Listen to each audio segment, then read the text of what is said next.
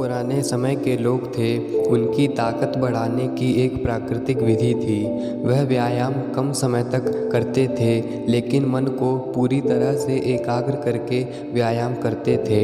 यह मत सोचना कि मन की एकाग्रता तो सिर्फ पढ़ाई में प्रयोग होती है, बल्कि यह तो हर क्षेत्र में लागू होती है।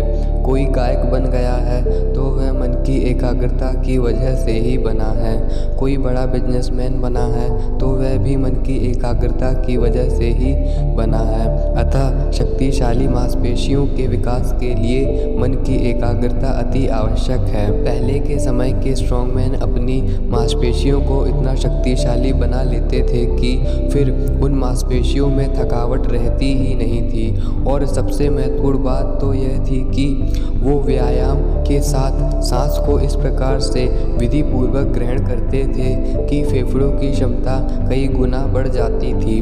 और जब फेफड़ों की क्षमता बढ़ती है तो शरीर की कार्य क्षमता बढ़ती है, और जब शरीर की कार्य क्षमता बढ़ती है तो शरीर अपने आप ही जल्दी थकना बंद हो जाता है।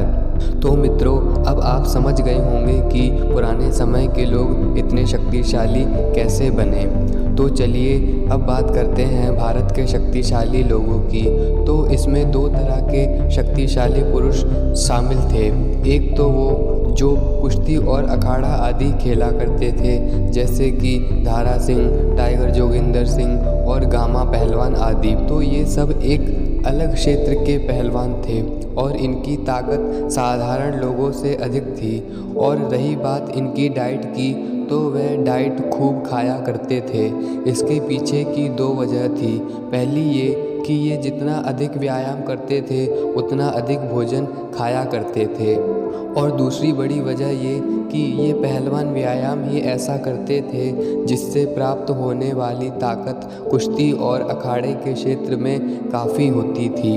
इन अखाड़े और कुश्ती के पहलवानों ने शक्ति का वह सूत्र जाना ही नहीं जिससे उनको अल्टीमेट ताकत मिले, व्यायाम भी कम करना पड़े और डाइट भी कम लेनी पड़े। इसके पीछे की वजह यह थी कि जो व्यायाम अल्टीमेट ताकत देने वाले व्यायाम थे उनको संपूर्ण मन की एकाग्रता से करना पड़ता था, और यह व्यायाम अन्य व्यायाम की तुलना में कठिन भी थे। इसी वजह से अखाड़े और कुश्ती खेलने वाले पहलवान की ताकत कम थी, व्यायाम बहुत अधिक करते थे और डाइट बहुत ज़्यादा लेते थे।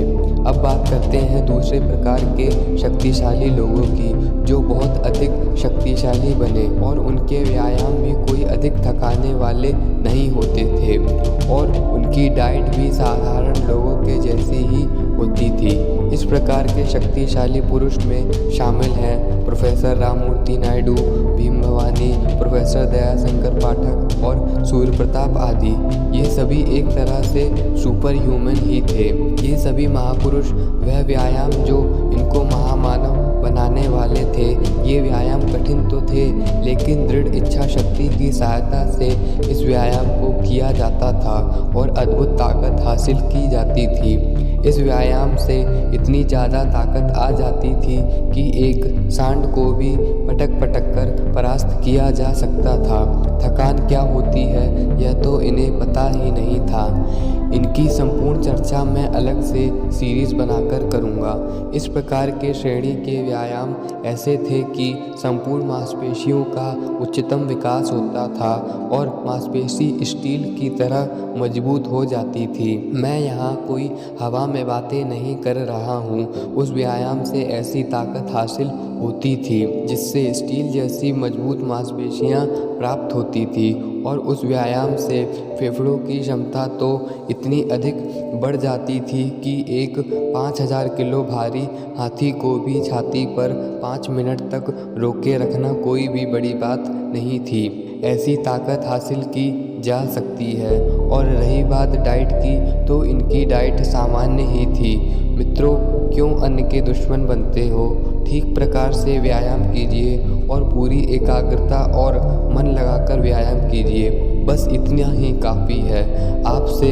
आप ये समझ लो कि जितने भी लोग अधिक भोजन करते हैं, इसके पीछे की वजह यह है कि वह व्यायाम इतना अधिक करते हैं, अधिक कैलोरी को बर्न करते हैं, जिस वजह से उनको अधिक भोजन लेना पड़ता है।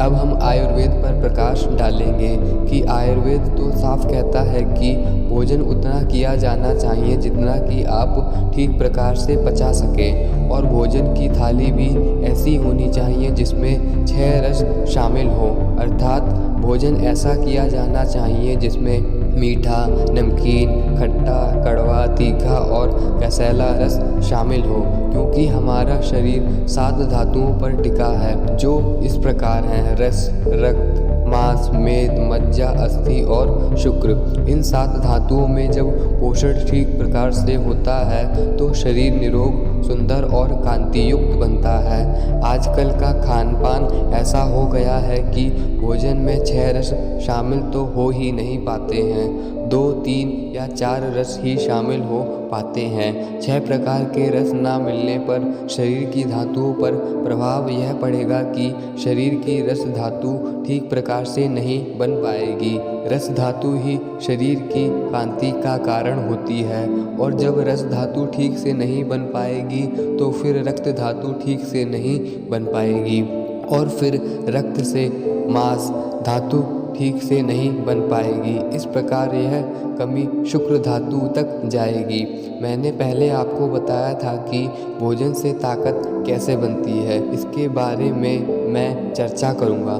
तो इसका उत्तर यह है कि जब भोजन में 6 प्रकार के रस शामिल होते हैं तो रस एकदम ठीक प्रकार से बनेगा, और रस से फिर रक्त और फिर अच्छी क्वालिटी का बनेगा। शरीर में जितनी कांति और गुलाबी गाल देखते हैं वह सब रक्त धातु की अच्छी क्वालिटी का ही परिणाम होता है। फिर रक्त से मांस धातु ठीक प्रकार से बनता है, जिससे शरीर पर अच्छी खासी मांसपेशियां नजर आती हैं। फिर अंत में जाकर पूरे भोजन का निचोड़ शुक्र यानी वीर धातु का निर्माण होता है। शरीर की ताकत के लिए यह धातु अत्यंत ही लाभकारी होती है। यह धातु जब 6 रस से मिलकर बनती है तो शरीर को अद्भुत बल प्राप्त होता है और संपूर्ण शरीर की कांति दर्शनीय हो जाती है। स्वामी विवेकानंद और महर्षि दयानंद इसी कोटि के महापुरुष थे।